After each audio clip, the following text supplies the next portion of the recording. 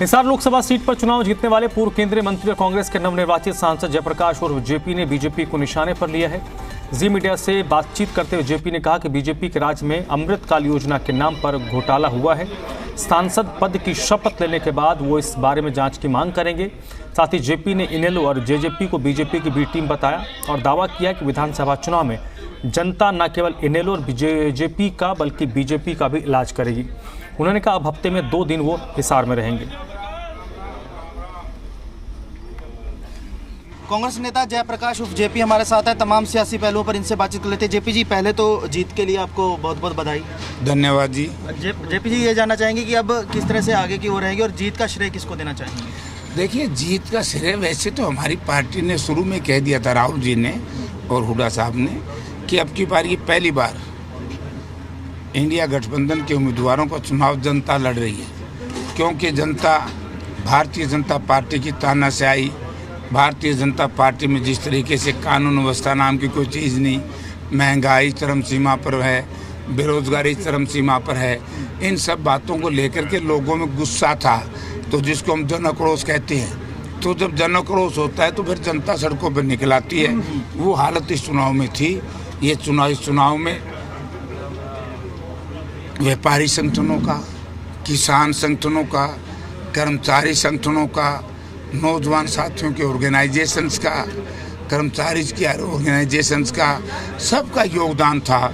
क्योंकि जहाँ किसान दुखी था इस सरकार में, वहाँ व्यापारी दुखी था।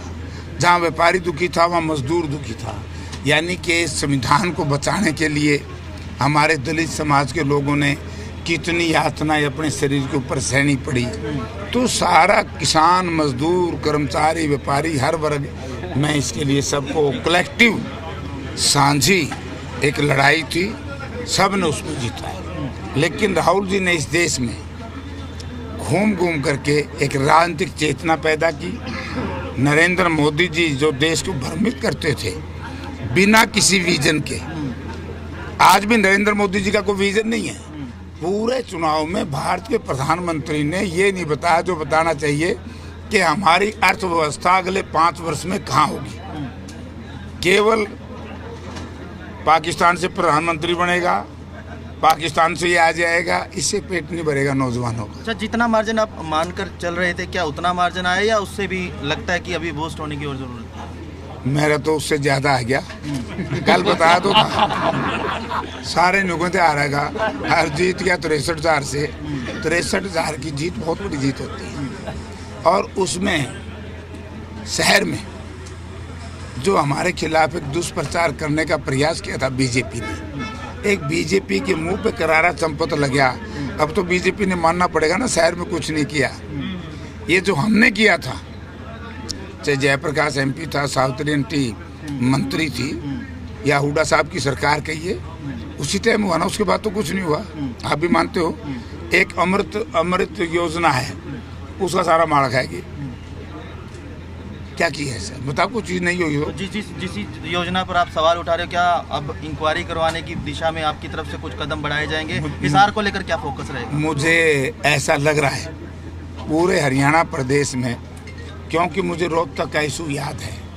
रोहतक के सांसद ने ही वहाँ के पूर्व मंत्री ग्रोवर के खिलाफ एक बात कही थी कि सैकड़ों करोड़ रुपए खा गए। जब रोहतक में खाए गए, जींद में भी खाए होंगे, नरवाना में भी खाए होंगे, हिसार में भी खाए होंगे, कुरुक्षेत्र में, हर जगह गड़बड़ है। तो उसकी जांच तो मेरे ख्याल में करानी चाहिए। अच्छा, हिसार को लेकर क्या कुछ फोकस रहेगा? कितना टाइम जनता के बीच में, मतलब आपने कुछ तय किया होगा? यस, हफ्ते में 2 दिन, हर सैटरडे संडे जयप्रकाश हिसार में होगा। इस चुनाव के बाद रीजनल पार्टीज की अगर बात कर जाए, इनेलो, जेजेपी, कुछ नहीं बचा। लगता है कि अभी विधानसभा में कुछ दिखेगा इनका?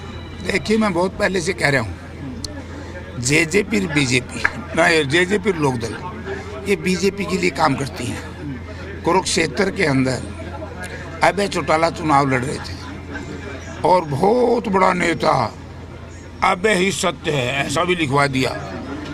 वोट पता है कितने मिले? कुल 72,000। अगर जनता अबे को वोट ना देती, वो तो एंटी बीजेपी थे, राइट, तो सुशील गुप्ता चुनाव जीतते। अबे सिंह हो अजय सिंह हो या रणजीत सिंह हो, ये कुछ परिवार हैं जो जनता के भलाई के लिए कभी काम नहीं करते और निज हित के लिए काम करते हैं, व्यक्तिगत काम करते हैं। इसलिए मेरी इन परिवारों से लड़ाई है कि भाई आप लोगों को जनता ने सब कुछ दिया था और अब जनता के सामने आ गया, तभी तो अब देखे ना कि बसपा भी उनसे ऊपर है, बसपा थर्ड पे है ना।